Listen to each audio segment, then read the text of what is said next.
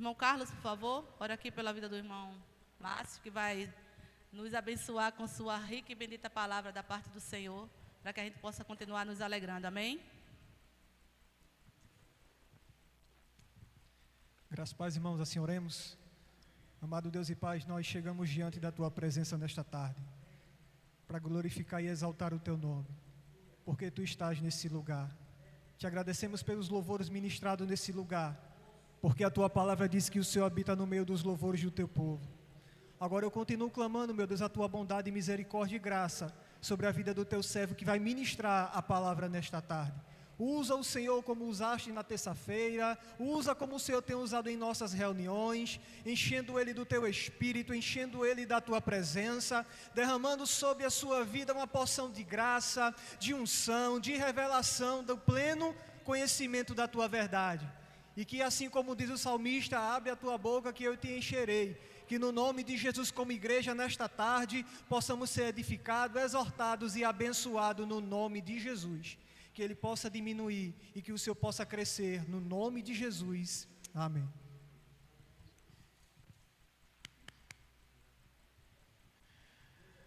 Saúde a igreja com a graça e a paz do Senhor Jesus. Acho que o irmão Carlos sentiu um pouquinho da tremedeira, mas Deus seja louvado. Mais uma vez agradeço a oportunidade de Deus, essa oportunidade de falar do seu amor, falar da tua palavra. Peço a Ele a misericórdia, assim como já foi orado, que a gente possa aprender com o Senhor, que a gente possa meditar na sua palavra, que a gente possa encher de graça, se encher de graça na palavra do Senhor. Agradeço à igreja a oportunidade e vamos. Irmãos, esse momento é um momento especial, particularmente para mim. Eu lembro no ano passado, quando eu vim, existia muitos anos que eu parava tanto tempo para buscar o Senhor. Tinha muitos anos que eu não tinha feito um período tão longo, e a primeira vez, assim, depois de muitos anos, tinha sido o ano passado. Geralmente as minhas orações eram bem mais curtas, não tinha tanto tempo, 7 horas direto na presença do Senhor. Eu confesso aos irmãos que há muitos anos eu não tinha feito, até o ano passado, e foi um divisor de águas na minha vida, porque retomou o desejo, o gozo pela oração, por uma leitura da palavra. Então, assim, que esse ano também seja mais um ano, dessa experiência maravilhosa na presença do Senhor, e que possamos, a partir daqui, viver ainda mais tempos na sua presença. Amém? Vamos ler a palavra do Senhor? Evangelho de João, capítulo 5, existe um texto, tema, e a gente vai começar a ler a partir do versículo 1, tá? João, capítulo 5, verso 1, o pastor já leu esse trecho, mas como alguns irmãos ainda não estavam aqui, eu vou aproveitar a oportunidade. Eu vou colocar um cronômetro aqui, senão eu me perco no tempo.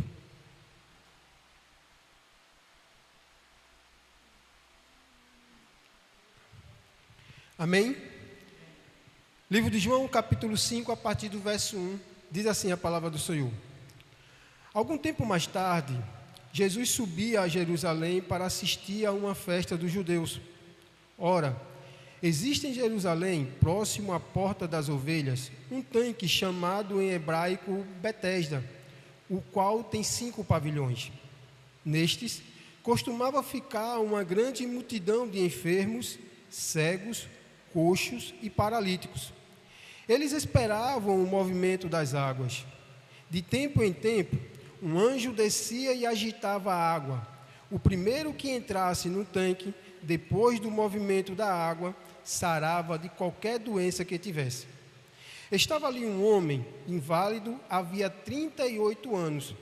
Jesus, vendo-o deitado e sabendo que estava neste estado havia muito tempo, disse-lhes: queres ser curado? Respondeu-lhe o enfermo: Senhor, não tenho ninguém que me ponha no tanque quando a água é agitada. Enquanto estou tentando entrar, desce outro antes de mim. Então lhe disse Jesus: levanta-te, pega a tua esteira e anda. Imediatamente o homem foi curado, pegou a sua esteira e pôs-se a andar. Aquele dia era sábado. Então os judeus disseram ao homem que tinha sido curado: é sábado e a lei não permite que carregues a tua esteira. Ele respondeu: o homem que me curou, me disse: pega a tua esteira e anda. Então lhe perguntaram: quem é o homem que mandou que tu tomasse a tua esteira e andasses? O homem que fora curado não sabia quem era, pois Jesus se tinha retirado por entre a multidão que havia naquele lugar. Mais tarde, Jesus o encontrou no templo e disse: olha, agora já estás curado, não peques mais, para que não te suceda coisa pior. O homem partiu e anunciou aos judeus que Jesus era quem tinha curado. Assim, porque Jesus fazia essas coisas nos sábados, os judeus os perseguiam. Jesus lhe disse: meu pai trabalha até agora, e eu trabalho também. Por esse motivo, os judeus ainda mais procuravam matá-lo, pois não só quebrava o sábado, mas também dizia que Deus era seu próprio Pai, fazendo-se igual a Deus. Jesus respondeu-lhes: em verdade vos digo, que o filho por si mesmo não pode fazer coisa alguma. Ele só pode fazer o que vê o Pai fazendo. Porque tudo que o Pai faz, o Filho o faz igualmente. Porque o Pai ama o Filho e lhe mostra tudo o que lhe faz. E lhe mostrará maiores obras do que estas, para que vos maravilheis. Pois, assim como o Pai ressuscita e vivifica os mortos, assim também o Filho vivifica aqueles quem crê. Amém? Até aqui. Oremos. Senhor, te peço que teu Espírito Santo, Pai, possa estar me usando poderosamente para ministrar a tua palavra, Deus. Que ao abrir e fechar a minha boca, não esteja falando eu, mas o teu Espírito através de mim. Faz com que essa palavra, Senhor Deus, encontre terreno fértil em nossos corações, Senhor Deus, e que ela possa gerar frutos, Pai. Que possamos praticá-las, que possamos vivê-la, que possamos, Senhor Deus, usá-la no nosso dia a dia, para o louvor e a honra do teu nome. É o que te oramos em nome de Jesus. Amém. Meus amados, o texto base aqui em questão está lá no verso 17 desse capítulo, onde diz: Jesus lhe disse: meu pai trabalha até agora e eu também. Por que Jesus disse isso? O que foi que levou Jesus a responder a essa indagação? Não foi a cura, mas foi o resultado da cura que ele fez através do paralítico. Qual foi o resultado que aconteceu quando Deus cura aquele homem?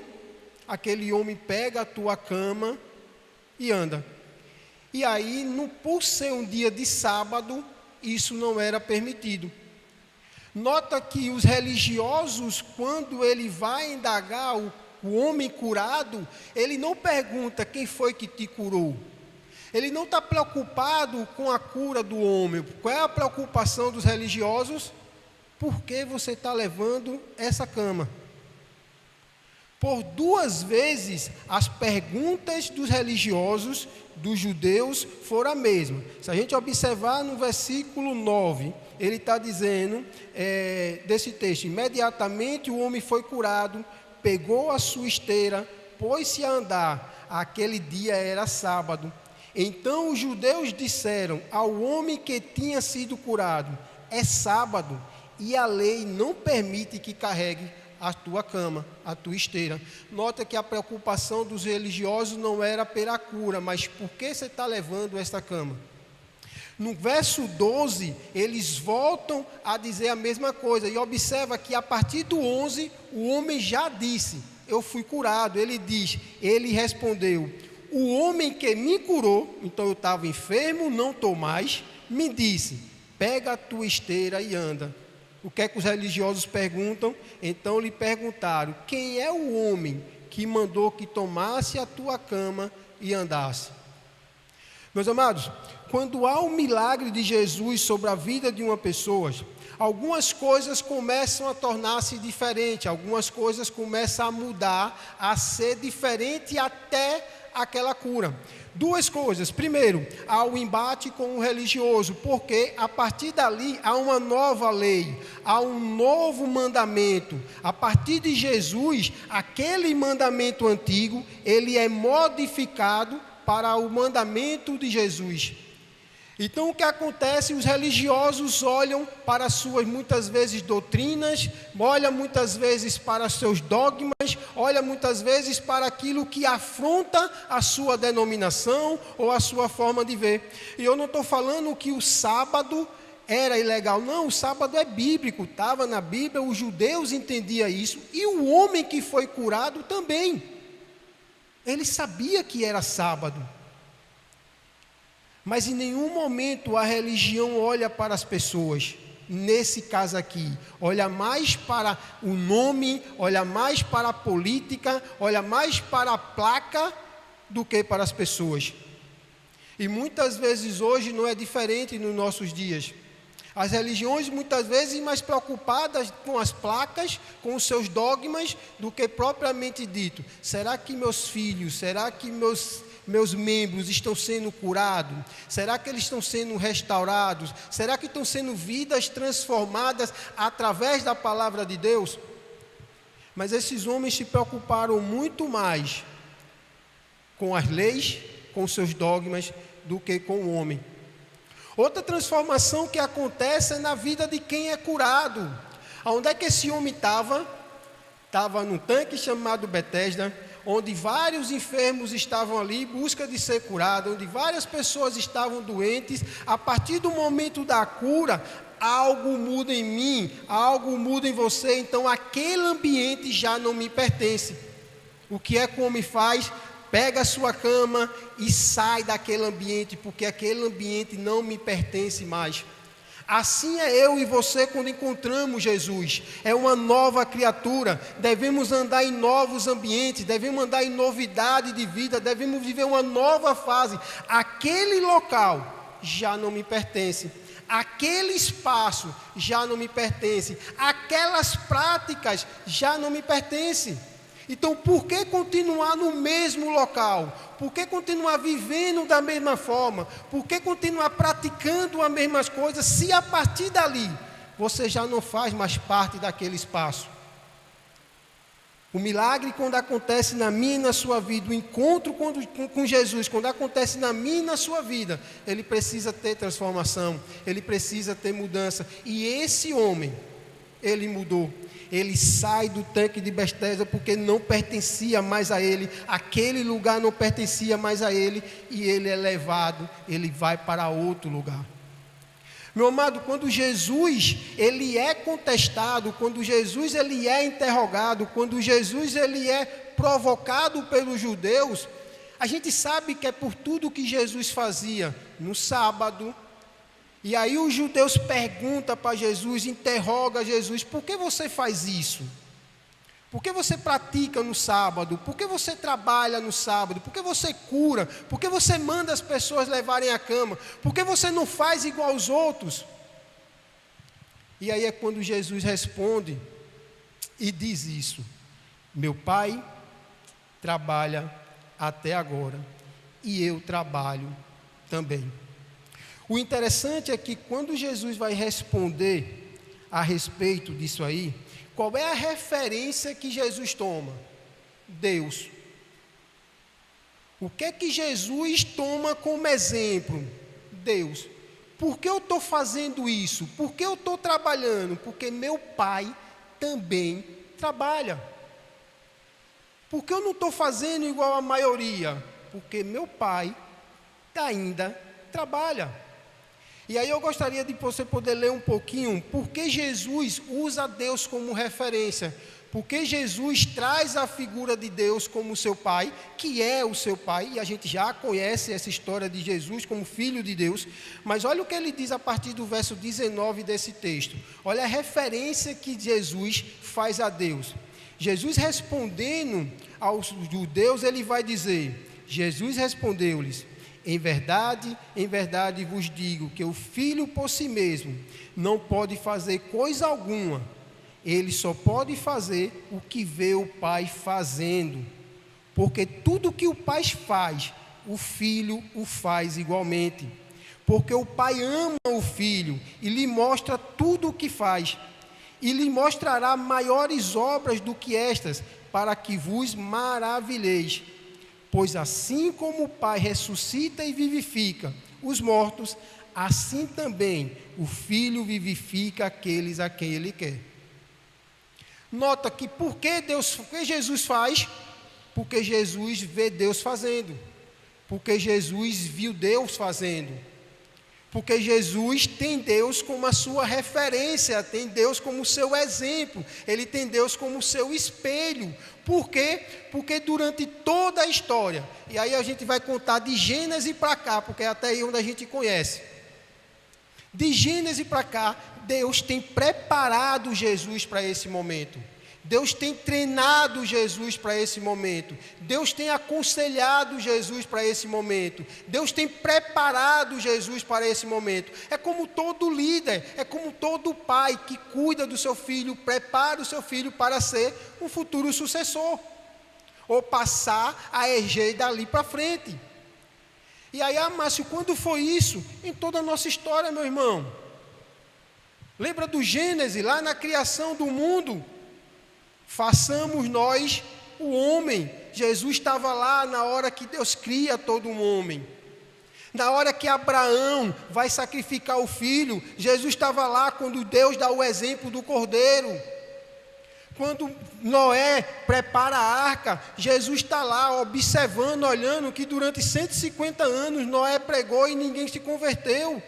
Ele está lá, a porta que fecha ninguém abre, que abre ninguém fecha. Jesus estava vendo isso. Jesus estava lá com o povo no deserto, o povo saindo de Israel. Jesus estava lá quando Deus abriu o mar. Jesus estava lá quando deu a coluna de fogo. Jesus estava lá quando dava a nuvem impedindo de o sol queimar aquelas pessoas. Jesus estava lá sendo treinado, observando, fazendo. Jesus era o quarto homem da fornalha em Daniel. Jesus estava lá na cova dos leões. Jesus estava lá. Todos os momentos, de Gênesis até Apocalipse, mas até essa questão desse texto em questão, Jesus acompanhou toda a trajetória de Deus. Jesus acompanhou todo o cuidado de Deus para com o teu povo. Jesus acompanhou como Deus cobrava do seu povo obediência. Jesus acompanhou como Deus punia aqueles que não obedeciam ou que viviam fora dos preceitos do Senhor. Jesus viu o Deus falando para o homem a quem ele chamou do segundo coração dele. Davi, a espada não mais sairá da sua casa, por causa do pecado de Davi com Betseba. Jesus acompanhou tudo o que Deus fez. Jesus estava lá. Então, quando Jesus diz aqui, a partir do verso 19, eu faço o que o Pai faz, eu trabalho porque o Pai trabalha, eu só posso fazer aquilo que meu Pai faz. Se Ele vivifica, eu também vivifico. Se Ele traz vida, eu também trago vida. Jesus, Ele tem Deus como espelho, como referência, como modelo, porque Jesus estava lá em todos os momentos, meus irmãos. Jesus estava lá em tudo que Deus fez, Jesus estava presente, Jesus estava observando, quando não fazendo. Então, quando Ele responde para o homem, meu Pai trabalha até agora, e eu também, Ele está dizendo, eu só vou fazer, ou só faço, aquilo que meu Pai permite que eu faça, aquilo que meu Pai me aconselha que eu faça, e aquilo que eu já vi meu Pai fazendo. E Ele vai dizer, eu vou lhe mostrar coisas ainda maiores, vocês vão ver coisas ainda mais maravilhosas, mas infelizmente esses homens demoraram a crer, demoraram a acreditar, demoraram a perceber. E aí eles fazem outra pergunta, e aí, por que Deus ainda trabalha? Por que Deus ainda trabalha? Porque ele diz, meu pai trabalha ainda. A palavra ainda dá a sensação de que já não devia ter parado, já não precisava mais trabalhar. Por que você está trabalhando ainda? Eu, conversando com algumas pessoas, as pessoas me perguntam, Márcio, quando é que você quer se aposentar? Né? E dentro do meu plano de carreira, plano de vida, eu penso em me aposentar com 55 anos. Né? Então, eu tenho um projeto aí, mais ou menos daqui a se acontecer tudo certinho, daqui a 8 anos, eu me aposento. Mas o meu me aposentar eu quero deixar de trabalhar por dinheiro. Eu quero continuar trabalhando em coisas que eu gosto, que me dá prazer, que eu possa promover alguma coisa na vida das pessoas, mas não mais pelo que eu trabalho hoje. Dinheiro, pagar conta, aquela agonia toda. Mas mesmo depois de eu dizer, me aposentei, eu ainda vou trabalhar. Então a palavra ainda quer dizer, por que você ainda está trabalhando? E por que Deus está trabalhando? Porque Ele não parou lá quando Ele fez a criação de tudo, criou os céus, a terra, a água, a divisão, aquela coisa todinha, os animais, os bichinhos, parará, criou o homem lá. Porque Ele não chegou para Jesus e disse, Jesus, agora é contigo, eu vou para a praia de Tamandaré, né? Vou ali curtir um sozinho, e agora resolva a tua parada aí, conduz esse povo, conduz o homem, porque agora eu vou descansar e não vou fazer mais nada. Mas não é isso que acontece. A partir do momento que Jesus nasce,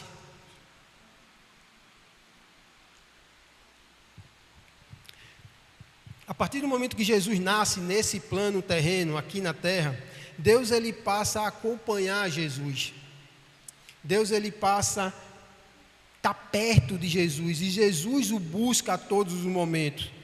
Meu irmão, Deus em momento nenhum abandona Jesus. Deus em momento nenhum abandona Jesus, a não ser em um único momento, na crucificação. E aí Jesus diz, Pai, por que me abandonaste? E a gente entende que esse momento de abandono é porque sobre Jesus estava todo o pecado do mundo, e Deus não compactua com o pecado. Então naquele momento, eu imagino a dor do Pai, que desde o Gênesis vem treinando, vem cuidando, vem tratando o teu filho, vem cuidando do teu filho, e num grande momento, no momento de mais dor, ele precisa sair da presença dele. Jesus ele vai deixar de sentir a presença de Deus. Quanto isso foi doloroso para Deus e para Jesus Cristo. Mas foi um único momento. Todos os outros, meu irmão, Deus estava lá pertinho. Lembra quando Jesus é batizado por João Batista? Vem a pomba ao Espírito Santo, esse é meu filho em quem me agrado. Lembra lá quando juntou Moisés, Elias e os discípulos? Esse é meu filho, escuta ele. Meu irmão, em todos os momentos, Jesus quando está no Getsêmani e ele está orando e ele diz, Senhor, se for possível afasta de mim esse cálice, mas ao mesmo tempo ele está conversando com o pai dele dizendo, Pai, mas não seja feita a minha vontade, mas a sua. Todo o tempo, meu irmão, toda hora, Jesus está conversando com Deus está orientando, Deus está cuidando, Deus está liberando o poder para ele curar, Deus está liberando sabedoria sobre a vida dele, até que tudo seja completo, tudo seja perfeito. E tem uma passagem que eu gosto muito, do diálogo de Jesus com Deus, fica lá no livro de João mesmo, no capítulo 11, se eu não me engano, lá na história de Lázaro. Abra aí rapidinho, só para um trechozinho. João capítulo 11, verso 41.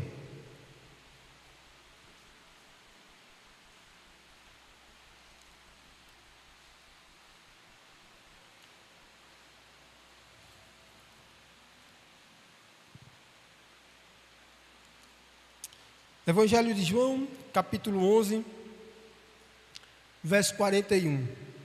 Eu gosto muito desse texto porque mostra que Deus conversou, Jesus conversa com Deus antes de dizer, Lázaro, levanta e anda.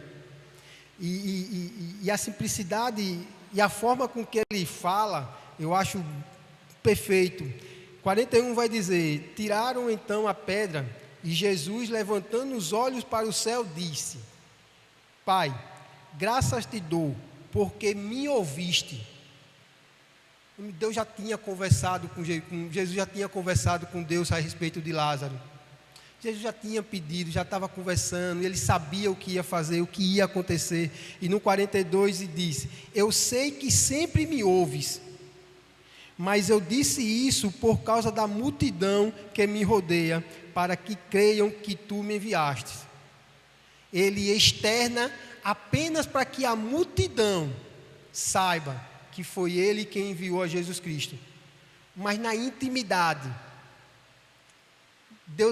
Jesus ele já buscou o Senhor já o ouviu, já o atendeu. Vai, meu filho, faz o que tem que ser feito.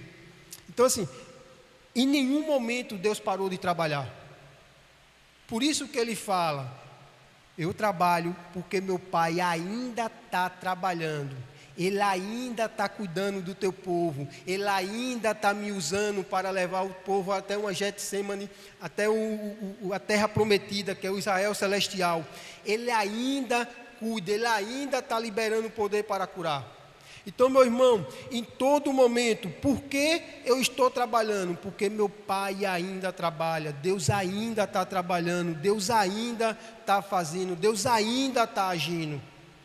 Então eu entendo que quando os judeus perguntam para Jesus e ele dá essa resposta, a gente tem essas duas justificativas. Deus é o exemplo para Jesus, é a referência, é o espelho, ele faz aquilo que o Pai faz, porque ele conhece o Pai. E Jesus fala que Deus ainda está trabalhando, porque realmente ele ainda está. Ele não para porque é sábado, porque é domingo, porque é à noite, ele continua trabalhando. E aí o que é que acontece a partir de agora, meu irmão? Acontece que Jesus replica com os seus discípulos a mesma coisa que Deus fez com ele. Jesus escolhe seus discípulos e começa a acompanhá-lo, porque o que é que Jesus quer? Que aqueles homens, assim como Deus é o espelho dele, aqueles discípulos sejam também o espelho de Jesus. Tenha Jesus como referência. E aí Jesus faz as mesmas coisas, meu irmão. Se você prestar atenção, exatamente a mesma coisa. Jesus cura com seus discípulos. Jesus ensina seus discípulos. Jesus reclama das pessoas que vivem em desobediência.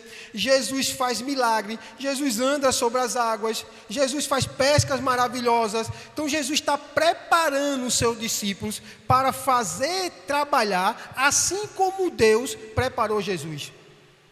Então Jesus ele vai cuidando do seu discípulo. Tem umas passagens que é muito interessante, quando ele diz assim, cabe a vocês saber coisas que eles não sabem. Muitas vezes, quando Jesus falava acerca das parábolas, o que é que Jesus dizia? Eles não entenderam, é normal eles não entenderam, mas para vocês eu vou explicar. Por quê? Porque convém que vocês me conheçam completamente. Convém que vocês me conheçam de forma completa e total. Para quê? Para que vocês ainda continuem o meu trabalho. Para que vocês continuem levando o Evangelho para as outras pessoas. Eu preciso que vocês vivam experiências completas comigo, a tal ponto que nada seja capaz de parar vocês. E assim é feito, meu irmão. Tem na hora da crucificação, o que é que acontece? Jesus é morto, os discípulos ficam tristinhos, ficam cabisbaixo, não acreditando. Em algum momento eles esquecem o que viveram com Cristo. Em algum momento as palavras de Cristo já não fizeram tanto efeito. E olha que esses homens viveram algumas práticas interessantes. Jesus separa de 2 em 2, manda, não leve dinheiro, não leve nada, leve só uma roupa. Se a pessoa deixar pousar em uma casa, pouse. Se não deixar, não tem problema. Se ninguém receber na cidade, bata os pés e vaze de lá. Tá? E esses homens voltam depois dessa experiência, alegres: Senhor, curamos, Senhor, pregamos, Senhor, fizemos maravilha. Foi perfeito, Pai, essa experiência. Mas depois da morte, esses homens ficaram tristinhos, esses homens ficaram cabisbaixos, ficaram desanimados. Mas aí 3 dias depois Jesus volta, já com o corpo glorificado. Esses homens conheceram Jesus, um corpo humano, como o meu e como o seu, mas também esses homens conheceram Jesus no corpo glorificado. Estavam lá reunidos, orando, do nada, Jesus. Sem abrir porta, sem abrir janela, sem subir pelo telhado. Esses homens viveram um outro Jesus. Esses homens viram Deus, Jesus alçado aos céus.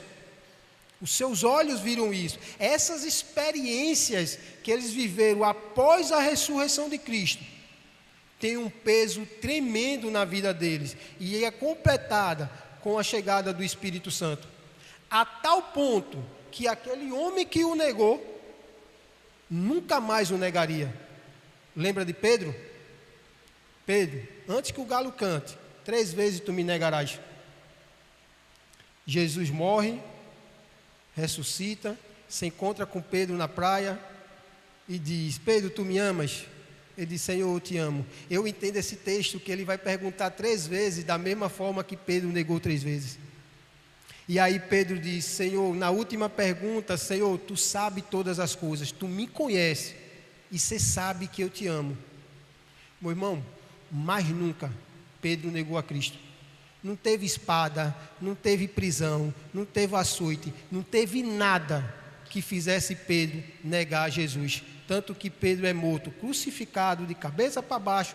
Então assim, esses homens a partir daí viveram essa experiência porque aprenderam de Deus. Passa a ter Deus como referência. E o que é que isso acontece nas nossas vidas? Nos dias da gente, nos alcança. Meu irmão, esses homens e essas mulheres foram tão referência para a gente. Entenderam tanto isso e espelharam tanto Jesus, que aquilo que foi vivido há quase 2000 anos atrás, reflete na nossa vida hoje. Porque se eu me converti a Jesus Cristo, foi porque esses homens e essas mulheres não desistiram lá. Então eles replicaram aquilo que aprenderam de Jesus. Eles continuaram trabalhando. Eles continuaram curando, eles continuaram agindo, orando, fazendo com que o povo aprendesse o Evangelho, aprendesse a palavra do Senhor e vivesse isso. Então os discípulos podem dizer: por que vocês fazem isso? Porque Jesus trabalha até agora. E Paulo também, João também, Tiago também, e por aí vai. Mas é difícil. Teve um discípulo que teve a ousadia de dizer: se você não consegue imitar a Cristo, me imita pelo menos. Veja o quão de referência Cristo era para esse discípulo, que era Paulo. Paulo teve essa ousadia de dizer: se você não consegue imitar Jesus, me imita pelo menos. Então, meu amado, ter as referências certas faz com que faça toda a diferença na nossa vida. Mas agora chegou a nossa vez. Agora chegou a nossa hora. Meu amado, os discípulos já foram. Já aconteceu. E o chamado é: Jesus continua trabalhando. E eu? Jesus continua trabalhando. E você? Ah, Márcio, mas não existe mais o tanque de Betseba. Betseba não, Betesda. Não existe mais os enfermos, não existe mais tudo aqui. Vamos está tudo aí. Aqui dentro e fora daqui. Ainda tem pessoas depressivas, ainda tem pessoas doentes no teu corpo, ainda tem pessoas com dificuldade de relacionamento familiar, ainda tem pessoas passando por dificuldades financeiras, ainda tem pessoas sofrendo dores, ainda tem pessoas vivendo no pecado, ainda tem pessoas que precisam ser curadas. Jesus continua trabalhando, e eu? Jesus continua trabalhando, e você? Se eu tenho Jesus como minha referência, se eu tenho Jesus como meu exemplo, se eu tenho Jesus como meu espelho, eu preciso fazer assim como Jesus fez. Se meu Pai ainda trabalha, eu também trabalho. Se Jesus ainda trabalha, meu amado, eu também tenho que trabalhar, eu também tenho que curar, eu também tenho que falar do amor dele para as pessoas que vivem em pecado, eu também tenho que falar para as pessoas que têm vivido crise no seu casamento. Eu também tenho que ajudar pessoas que estão passando por dificuldades financeiras. Eu também tenho que fazer a minha parte, porque ainda existe o tanque de Betesda. Ainda existem pessoas que precisam ser curadas, pessoas que precisam ser salvas. Jesus ainda está trabalhando. E eu e você? E eu e você, o que é que estamos fazendo? Que eu e você possamos assumir essa responsabilidade. Senhor, o Senhor é minha referência, o Senhor é meu espelho, o Senhor é meu exemplo.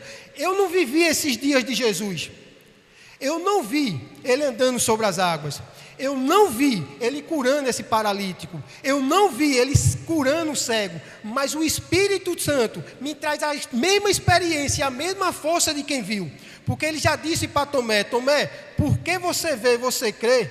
Felizes serão aqueles que não viram, mas creram. Meus amados, se aqueles homens e aquelas mulheres que presenciaram isso, dia após dia com Jesus, não desistiu em meio a tudo, não tem que ser eu e você que vai desistir. Porque temos o mesmo poder que aqueles homens tiveram. Porque o Espírito que estava sobre ele também está sobre mim, também está sobre você. Se Jesus ainda trabalha hoje, nós também temos que trabalhar. Mas, Márcio, as pessoas vão perguntar por que a gente está levando na nossa esteira. Porque meu pai ainda está trabalhando. As pessoas vão dizer por que eu não pratico as mesmas coisas. Porque meu pai ainda está trabalhando. E se meu pai fez isso, eu também faço. Se meu pai me deu esse exemplo, eu vou segui-lo. Meu amado, que possamos fazer o exemplo de Cristo, que Ele seja o nosso espelho. E se Ele está trabalhando, a gente também precisa trabalhar. A gente também precisa agir. Aqui dentro tem pessoas que precisam, lá fora tem pessoas que precisam. E aí a pergunta que surge na minha mente, na sua mente, é que no dia daquele milagre, aquele homem estava há 38 anos esperando isso. E a gente prestar atenção, ele disse que estava lá no tanque e que quando balançava as águas, não dava tempo dele chegar. Mas presta atenção, existia uma multidão de gente no lugar. E não teve um abençoado que chegasse assim: não, meu filho, eu vou estar aqui do teu lado, tá? A água balançou, não se preocupe não que eu lhe jogo. Não apareceu um. Tinha uma multidão no lugar, mas não apareceu um. A pergunta é, talvez tenha um monte de enfermo lá fora, com todos os tipos de doença, todos os tipos de pecados. E a gente está assistindo. E não aparece um para empurrar. E esse um sou eu. Esse um talvez seja você. Jesus trabalha até agora. Eu também preciso trabalhar. E Ele está trabalhando, meu irmão. Jesus continua nos incomodando. Jesus continua despertando o nosso coração para viver o seu Evangelho. Jesus continua nos ensinando todo domingo, toda terça, para quem é membro dessa igreja.